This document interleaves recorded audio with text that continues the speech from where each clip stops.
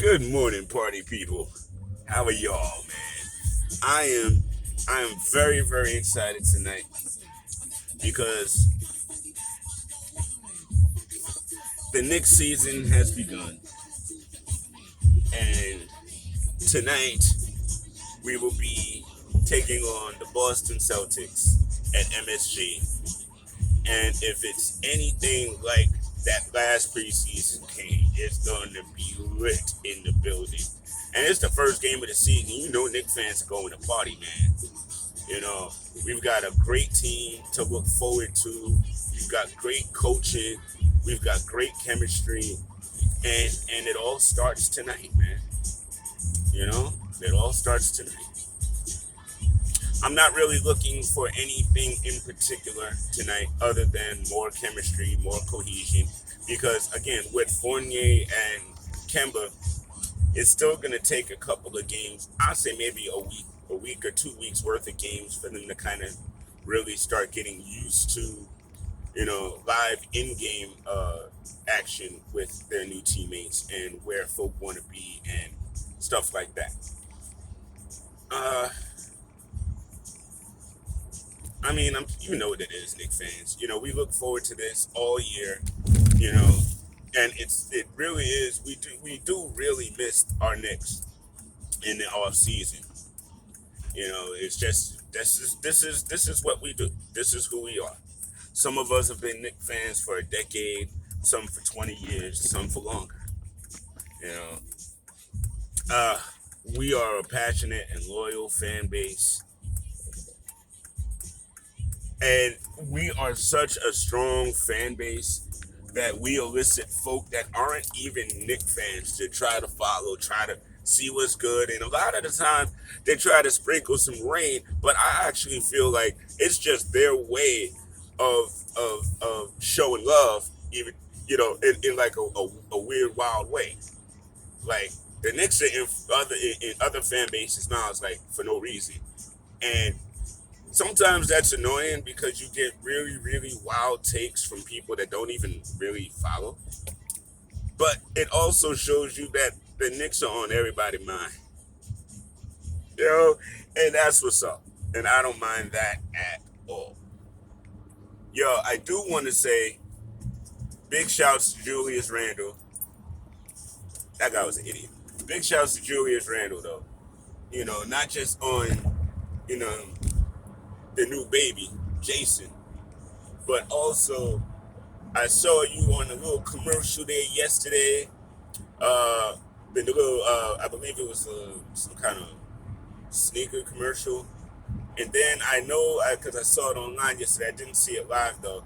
I saw you were on the Vroom commercial too. So, my wife and I were talking last night, and we haven't really had a guy that was in commercials since Carmelo.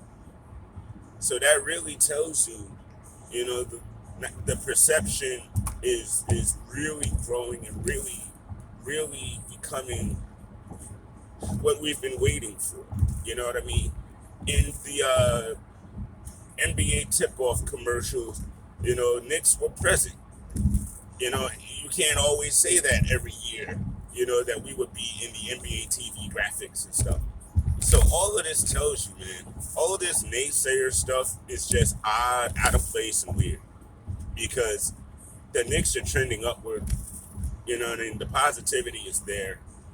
We know what we did last year, and we're gonna build upon it, and the excitement is there. So anybody poo-pooing is off gate, you know what they about. You know what I mean? They're not about, cheering on the fan base. They're about what they want to have happen. And they're going to stay mad if they don't see what they want to have happen.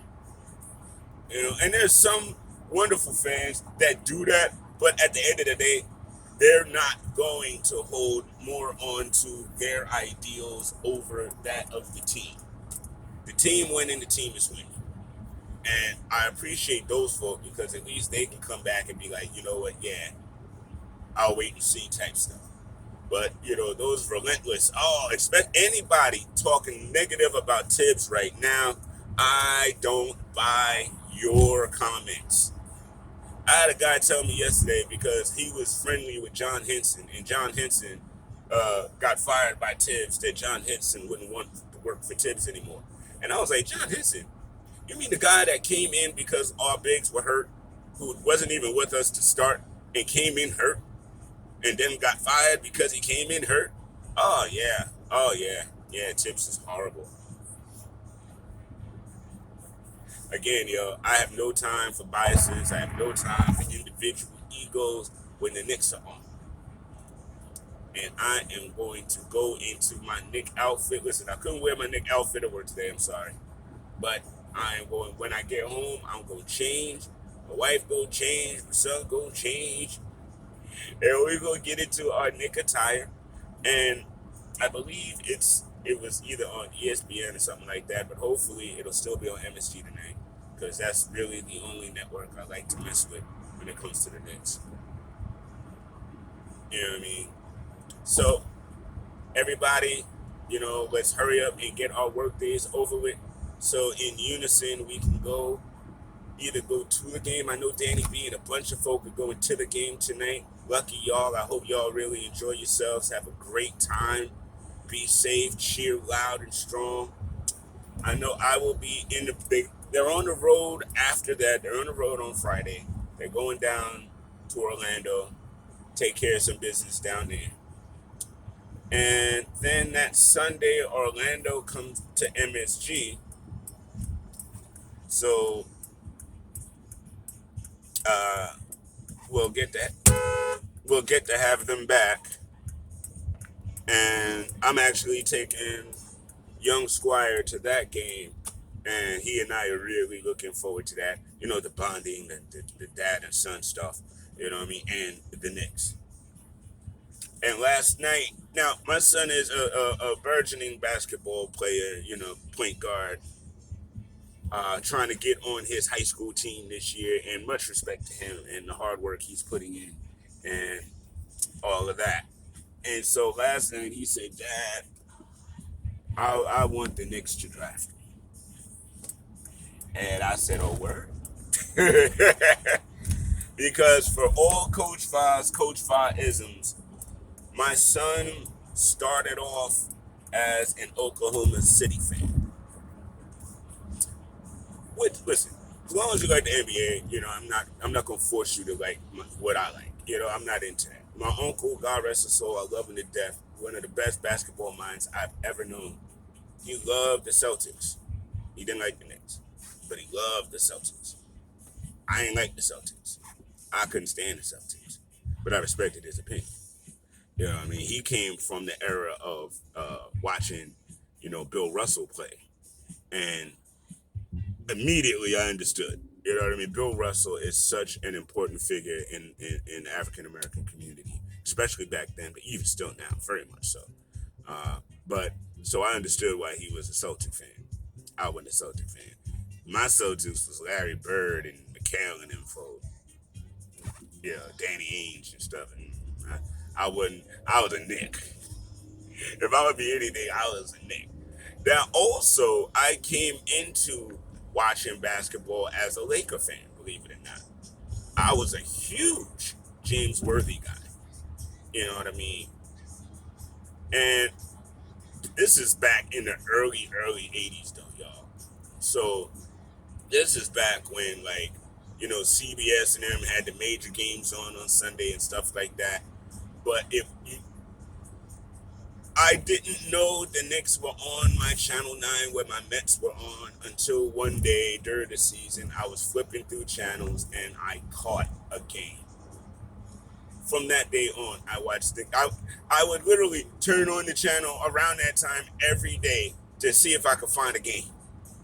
Then I realized, oh, let me look at the TV guide and see when the game's coming on. And from that point, and in the Daily News, they had the little box with the little box says with the Giants, the Jets, and the Knicks, and it would tell us when the games were.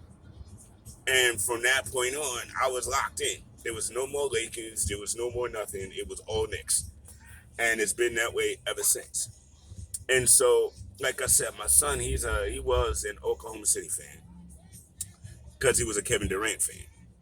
Then Kevin left, and quiet as kept, my son was living. He felt like, that was wildly disrespectful to Oklahoma City and to Russell. He left Russell, and they were supposed to be best friends in a link, or at least is what they was telling the cameras. But so he stayed an Oklahoma City fan even though Kevin left because he was riding for Russell. He was riding real hard for Russell. And then he was mad when Russell left because he felt like the organization dissed him. They let him go. And he was giving his all to them. And last night he was like, yeah, Dad, Russell's career's been tough, man. He's been bounced around. And I'm like, yeah, I know. But he's good with the Lakers now, and he's home. He's from Cali. He's from LA, I believe. And he was like, oh, okay, cool. So I was like, all right, so what's your team now? He was like, honestly, Dad, I think it's the Knicks. And then he was like, I actually want the Knicks to draft me. I want to play for the Knicks. And listen, ear to ear. Ear to ear. And so hopefully tonight, now he's still a young 14. He is literally trying to build and create his own video game. Like every day after school, after he does his homework, he spends some time on either building out graphics or trying to understand 3D models and all this other stuff. He's literally teaching himself. So he doesn't necessarily watch full games yet, but the interest is there, and it's just really exciting to watch my son just develop just as a human being. And now I'm diverting a little bit because I'm a dad and I love that shit. But yeah, man, to be able to take him to, and he's been to the Garden before. I've definitely, he's been to a game or two before, but he was a little younger. So I think now that he's a freshman in high school, you know what I mean? I think it'll be a bit more impactful for him to be in the building, to be in MSG, to see the team, to feel the energy and all of that. Man, Sunday is going to be lit. So guys, man, enjoy.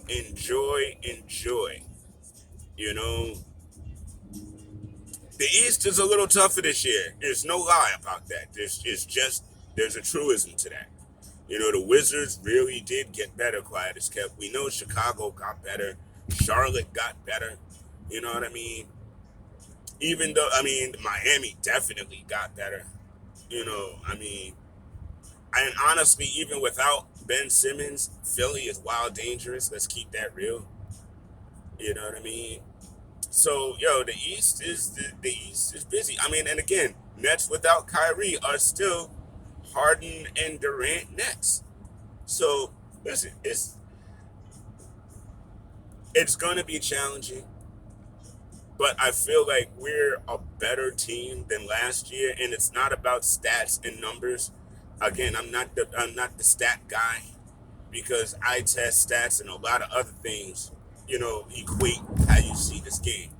So I'm not necessarily caring if Randall's three-point percentage drops a little bit, if his mid-range drops a little bit, as long as the overall is better.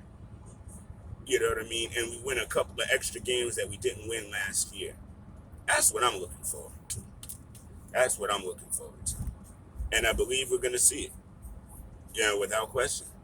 And I believe this is going to be another really live, really fun, really passionate year like last year was.